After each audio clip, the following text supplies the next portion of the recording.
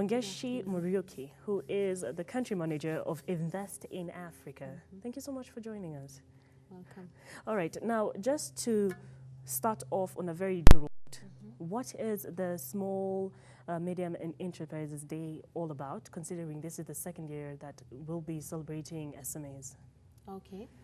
The day is set to raise public awareness about the important role that SMEs play on our economy, and more specifically the role that they play in ensuring that the sustainable development goals have been met. Yes. Now, as Invest in Africa, how would you say you work with these small and medium enterprises?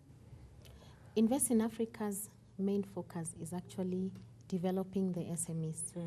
Yes, we are working to link SMEs to access finance, to access critical skills, to run their businesses effectively, and to link them to market opportunities through procurement. All right. So that is primarily what we do, and towards that we've built an online platform called the African Partner Pool, where we identify SMEs, we register them onto the platform, we take them through a rigorous vetting process and validate them so that they can access procurement opportunities from our partners that we are working with. So Invest in Africa is a partnership of organizations within the private and public sector that are working together to develop SMEs and drive job creation. All right. Yes. On matters of job creation, according to my knowledge, when it comes to Invest in Africa, sorry, you are dealing, or rather, you have dealt with 1,600 SMEs. Yes. All right. So, with the ups and downs and the challenges that SMEs go through, that we, of course, we're going to talk about in just a bit. What would you pride yourself in as the country manager of this body? So first of all, SMEs face very many challenges, and I'm glad that you recognize that. So what Invest in Africa is doing is to bridge some of those gaps, because those gaps are the ones that minimize or compromise the ability of SMEs in working with the large companies. Some of the organizations that we partner with are Talo Oil, for instance, Safaricom, Nation Media Group, EY, Equity Bank, and others, Shell, that we partner with to make it easier for the bigger companies to do business with SMEs, because we want them to scale, we want them to grow, we want them to access more and more opportunities. So by registering the small and medium enterprises on our platform is a first step towards building their visibility, helping them to get recognized, positioning and packaging them for the opportunities that arise from these organizations who put out some of their procurement opportunities on the platform. Yes. So the 1,600 are companies that are visible on the platform, and majority of them have been vetted by Invest in Africa. All right. Yes. So with that said, we have two types of SMEs. We have the informal sector and the formal sector. Do you work with both of them? We mostly work with the formal sector SMEs, and this is for the obvious reasons. If we are vetting SMEs, positioning them and packaging them to work with large organizations, they've got to be formally registered. No, that's very true. Large organizations and multinational companies only work with SMEs who have the capability and the capacity to deliver. We are a private sector initiative, and therefore our role is to help SMEs attain to these standards. We build their capacity, we train them, we offer them mentorship through the platform. We also organize training programs outside the African Partnership Pool platform. So in other words, what we do is we deliver our programs through the platform and also through capacity building to ensure that SMEs meet the standards. All right. Yes. Okay. hand in hand with that, I think it's important for me to mention to our viewers that SMEs are any company that work with 250 people and below. Yes. And believe it or not, SMEs are the ones that drive economies. Most countries' economies, the world economy is driven by SMEs, and this is as high as 90%. In Kenya, as Wangeci has just explained, or what I'm just trying to put out, is that SMEs are divided into two. There's the informal and there's the formal. Now, the informal sector, the informal part of SMEs drives deals more of the economy than the formal sector. So how does this work from where you sit? Is this a fair game? Because we have the formal being taxed, but the informal, on the other hand, is not taxed as much. We had this argument in the boardroom before we came on air. So maybe you can shed more light into that. Okay, I think that's a pretty good observation. Why do we have many informal SMEs? Because that's the easiest thing to do. Formalizing a business means registering a company. It means meeting the minimum standards of compliance, like getting tax registered, registering the PIN, having a business location, paying up the certificate to get the county trading license. But all that is a lot of work for a lot of people. How do people start a business? In this country, most of it is maybe people who have been retrenched, or you have completed school and you have nothing else to do, or they even lack formal education. So the juakalis of this world, we've got lots of roadside mechanics. A lot of them are informal businesses. And I think there are very, very many. The Micro, Small and Medium Enterprises Authority is making the first attempt to formalize these businesses because they will not be taxed because they cannot be traced. It's as simple as that. As much as they're driving the economy. As much as they're driving the economy. So when you pay for goods and services by the roadside, most of the time you pick on that mechanic or a carpenter who you just pay money by cash. Perhaps there's no receipt. So it's very difficult to trace them. But they're the ones that employ the most people. So when you look at the skilled labor force, most of them are employed by the informal sector. And I think they constitute more than 70% of SMEs in Kenya. So those are typically the MSMEs, the micro, the really micro, small companies. Is it important to get them registered? It is very important. So what exactly can the government do to make this simpler? Because you've just mentioned the fact that it's very hard to get your business registered. And this I can attest to, whether it's a company, whether it's just a small business, it can take a toll on you. And that's why I'm guessing it takes your time, your energy, and of course it affects you financially. And maybe even emotionally, Wangeci, if we look at it properly. So what exactly can the government do to make this simpler? First of all, to create awareness about the importance of being registered. Operating informally means that you will only remain at the same level for all the years without growing. And that's the other problem that we're having in this country. SMEs cannot grow because of various reasons. But the first step is the formalization. Let me say one of the achievements of government towards that is the formation of the MSEA body that is attempting to help these SMEs to register. There are associations. The government could support, for example, there's the Association of the Juakali, to help them to come together under certain umbrella bodies that will create awareness, generating platforms for them to understand why it is important for them to be registered. And obviously, training them on the importance of paying up their taxes, because informal businesses cannot qualify for finance. They'll miss out on opportunities. They can't work with big companies. They can't. Yes, but of course we must also recognize that that's usually the first step, first stage towards creating a business. All right. With that fact put to the public that it's very hard for SMEs to grow in the country now. We suffered a very tough year last year, especially the SMEs.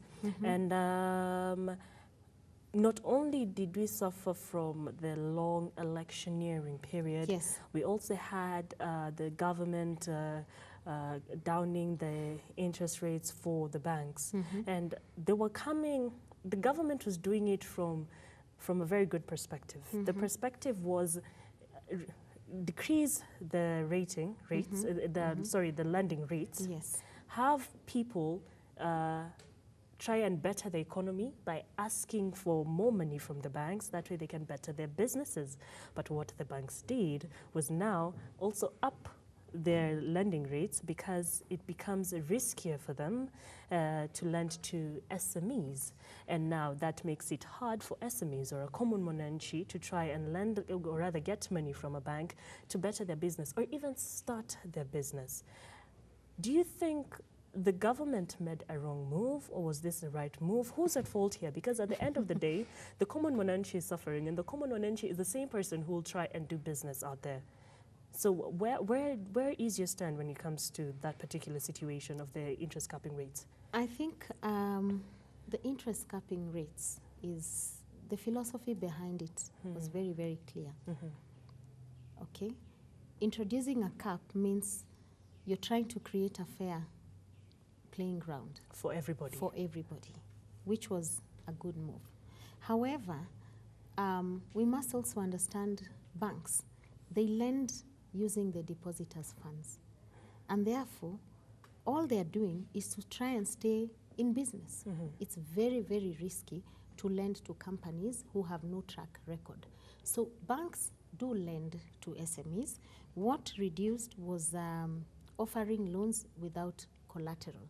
And therefore, because most SMEs lack the collateral, they are then locked out of this funding. So what we saw is a lot of SMEs borrowing from other sources, like SACCOs, and this is what has also given rise to the other alternative investment groups and Shylocks and other very, very expensive and ways dangerous. Of accessing, credit.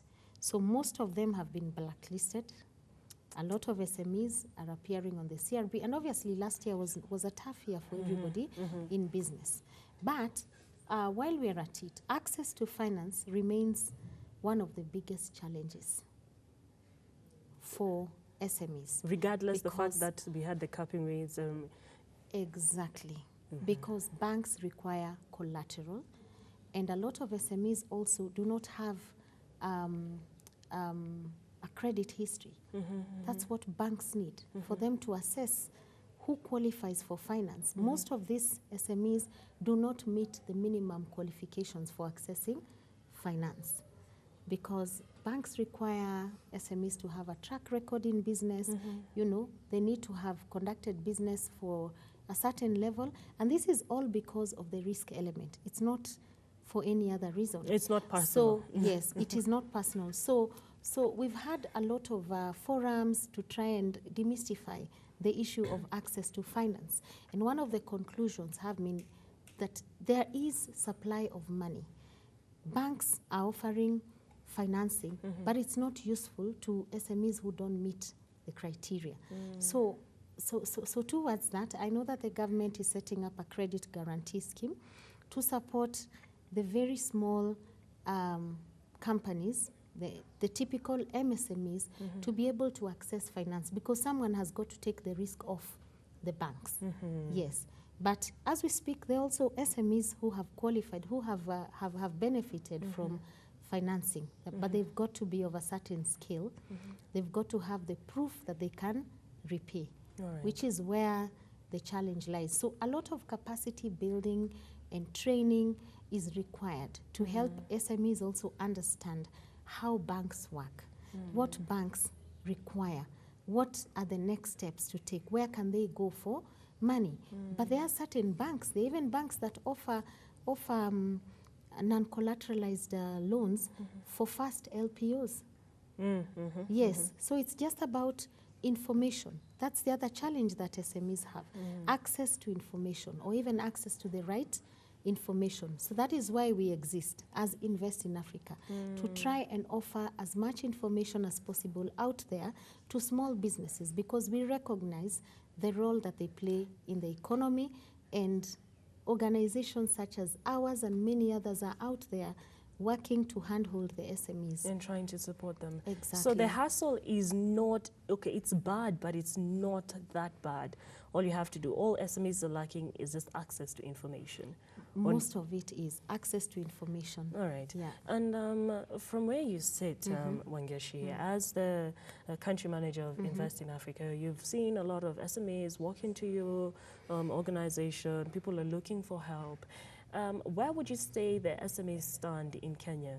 Apart from the fact that they are the economy driver, where would you rate them in the country and their growth and how things are looking in future? Okay, let me just say that the majority of SMEs we have in Kenya are the micro enterprises. They constitute more than 70% of the total percentage of SMEs.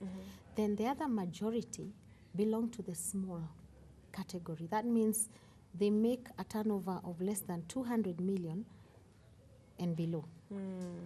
We don't have enough medium-sized enterprises. And that's where you really get the impact in growing economies, driving job creation. But the journey has got to begin from somewhere. So we have a big percentage of SMEs that are typically at the bottom, if for lack of a better word, at the bottom of the pyramid of the SME constitution. But there's a lot of effort now. That's why banks also have SME clubs to try and train, educate, expose. Today we are talking about mentorship programs to connect. There's a platform like ours to connect. There's online means. So lots of goodwill, lots of activity out there, but we still need to do a lot more in terms of helping SMEs grow and scale. All right. Yeah. Okay, and a day like tomorrow, just to celebrate entrepreneurship and, as you said, create awareness to the SMEs. Apart from those two reasons, what are we set to see as the world, and not only Kenya, that celebrates SMEs Day? I think much of the activity lies around creating public awareness. So we expect to see lots of research findings, you know, information about the impact of SMEs on the world economies, the challenges and how they are being addressed, showcasing, you know, successful stories, because we've got lots of success stories around the world on how SMEs are driving economies and how they're contributing to poverty alleviation. Yeah. All right. Any last words, Wangeci? Well, I must say that we really have to support SMEs in this country.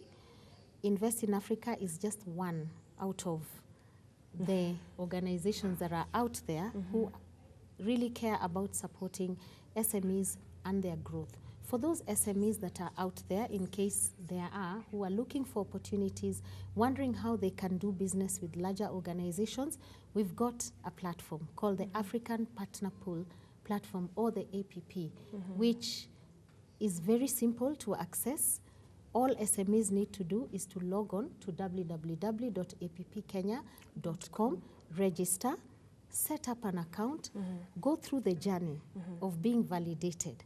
And that's where you start your journey with us towards accessing more opportunities, accessing skills, and also accessing finance. All right. Yes. And I said last words, but I forgot to ask you one last question on Matters challenges. I've written down some challenges that, according to my research, are the reasons why SMEs are not as successful as they're supposed to be. Now, there's inadequate capital is what we have mainly touched on. But what does your training or what does your advice lead the SMEs when it comes, lead the SMEs on? Or what type of advice would you give them when it comes to matters, limited market access, poor infrastructure, and we've spoken about inadequate knowledge and skills. So when it comes to limited market access and poor infrastructure, how exactly what role do you play in supporting the SMEs when it comes to these particular challenges? Yes.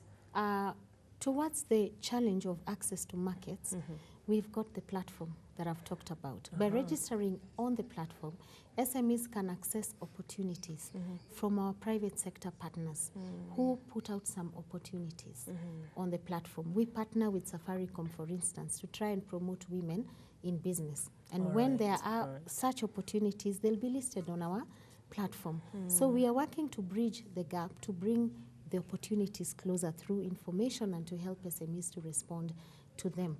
On the infrastructure, you know, infrastructure is largely the responsibility of the government. We try to engage the government where we can, and there are also other bodies that work towards just ensuring that the right infrastructure is in place. And you know, infrastructure is it's a big word. There's market infrastructure, there's physical infrastructure. It depends on what infrastructure does exist. But now with the devolution again, county governments are also responsible to ensure that the right to support the infrastructure that will ensure that markets thrive and trade is enhanced so that SMEs can benefit. So Wangeci, you can comfortably say that the SME world, there's some light at the end of the tunnel? Yes, there is. There is hope. There is hope. Like I mentioned, the government is doing a lot. You know, there are institutions and bodies that have been set up. I think banks are ready. Invest in Africa is there, and there are very many bodies that are working towards the same thing. All right. Yeah. Then I think the problem is there's not much awareness. Yes. The rights and the knowledge about SMEs needs more visibility. Oh, yes. All right. Sure. And 27th of June is the day that SMEs are celebrated, just to celebrate entrepreneurship and raise awareness when it comes to matters business and small medium enterprises. Thank you very much, Wangeci, for coming in. That was a very informative interview, and we do appreciate you right here in Business Inside.